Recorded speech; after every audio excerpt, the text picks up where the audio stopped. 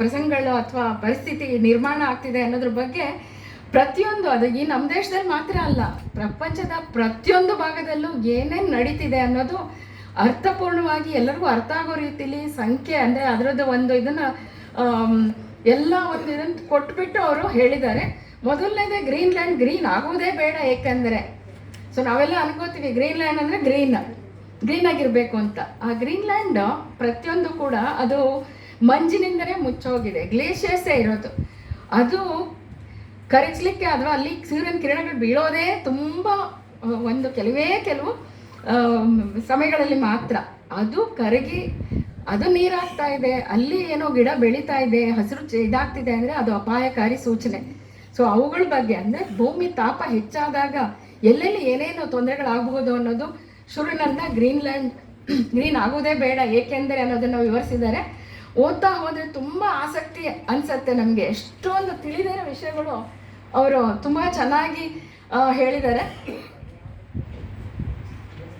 ನಾವು ಈ ಒಂದು ಹಿಮಾಲಯ ಅಂದರೆ ಹಿಮದಿಂದ ಆವೃತವಾದ ಒಂದು ಬೆಟ್ಟ, ಕಾಂಚನಜುಂಗ ಅನ್ನೋದು ಅಂದರೆ ಈಗ ಸಿಕ್ಕಿಂಗೆ ಪ್ರವಾಸ ಹೋದಾಗ ಅಲ್ಲಿ ಆದ ಅನುಭವ, ಈ ಗ್ಯಾಂಗ್ಟಾಕ್ನಲ್ಲಿ ಅಲ್ಲಿಂದ ನೋಡಿದಾಗ ಮುಂಚೆ ಎಲ್ಲ ಏನಾಗ್ತಿತ್ತು, ಇಡೀ ಹಿಮದಿಂದ ಆವರಿಸಿತ್ತು, ಮತ್ತು ಹಿಮ ನದಿಗಳು ವರ್ಷ ಪೂರ್ತಿ ಹರಿತಾ ಇತ್ತು. ಎಷ್ಟೋ ಕೋಟಿ ಜನರಿಗೆ ಅದು ಜೀವನದಿ ಆಗಿರ್ತವೆ. ಎಷ್ಟೊಂದು ಗಂಗಾ, ಯಮುನಾ, ಬ್ರಹ್ಮಪುತ್ರ ಅವೆಲ್ಲ ಜೀವನದಿಗಳು. ಹಾಗೆ ಚೈನಾದಲ್ಲಿ ಆ ಕಡೆ ಎಲ್ಲ ಹರಿತಾ ಇದೆ.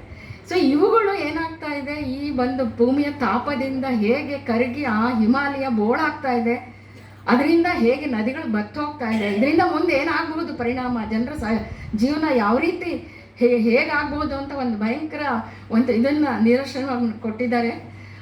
ಹೀಗೆ ಮುಂದುವರೆದ್ರೆ ಎಷ್ಟೊಂದು ನಮ್ಮದೇ ಇದರಲ್ಲಿ ಪ್ರಕೃತಿ ಸಹಜವಾದ ನಡುಗಡ್ಡೆಗಳು ಅಥವಾ ದ್ವೀಪಗಳು ಇದೆ. ಎಷ್ಟೊಂದು ಸುಂದರವಾದ ದ್ವೀಪಗಳು ನೋಡಿರ್ಬೋದು. ಅದರಲ್ಲಿ ಕೆಲವು ಉದಾಹರಣೆನ ಅವ್ರು ಕೊಟ್ಟಿದ್ದಾರೆ. ಕಿರಿಬಾಟಿ ಅಂತ, ಮತ್ತು ವನಾಟು ದ್ವೀಪ ಕೂಡ ಅಷ್ಟೇ. ಇದು ಕೂಡ ಮುಂದಿನ ದಿನಗಳಲ್ಲಿ ಕಣ್ಮರೆಯಾಗೋ ಸಾಧ್ಯತೆ ಇದೆ. ಪಾಪ ಅಲ್ಲಿಯ ಜನರು ಏನೂ ತಪ್ಪು ಮಾಡಿಲ್ಲ. ಯಾರೋ ಮಾಡ್ತಿರೋ ತಪ್ಪಿಗೆ ಎಲ್ಲರೂ ಅನುಭವಿಸ್ಬೇಕಾಗಿದೆ.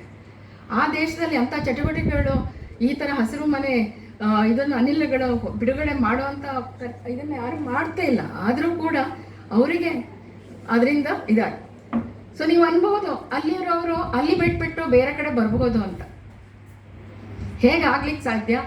ತಮ್ಮ ಒಂದು ನೆಲದಲ್ಲೇ ಬದುಕ್ತಾ ಇರೋರು, ತಮ್ಮ ಒಂದು ಪರಿಸರದಲ್ಲೇ ಜೀವನ ಕಟ್ಕೊಂಡಿರೋರು ಬೇರೆ ಕಡೆ ಅವರನ್ನು ವಲಸೆ ಹೋಗಿ ಅಂದರೆ ಅಥವಾ ಬೇರೆ ಕಡೆ ಹೋಗಿ ಅಂದರೆ ಅಲ್ಲಿಯ ಜನಸಂಖ್ಯೆ ಕೂಡ ಜಾಸ್ತಿ ಆಗುತ್ತೆ. ಅಲ್ಲಿ ಅವರ ಒಂದು ಎಲ್ಲ ಒಂದು ತೊಂದರೆಗಳ ಒಳಗಾಗುತ್ತೆ. ಹಾಗೆ ಜನಜೀವನ ಎಷ್ಟು ಮಟ್ಟಿಗೆ ಅಲ್ಲೋಲ ಕಲ್ಲೋಲ ಆಗತ್ತೆ ಮುಂದಿನ ದಿನಗಳು, ಈಗಲೇ ಆಗ್ತಾ ಇದೆ. ಅಲ್ಲೋಲ ಕಲ್ಲೋಲ ಹೇಗಾಗತ್ತೆ ಅನ್ನೋದ್ರ ಬಗ್ಗೆ ವಿವರಿಸಿದ್ದಾರೆ.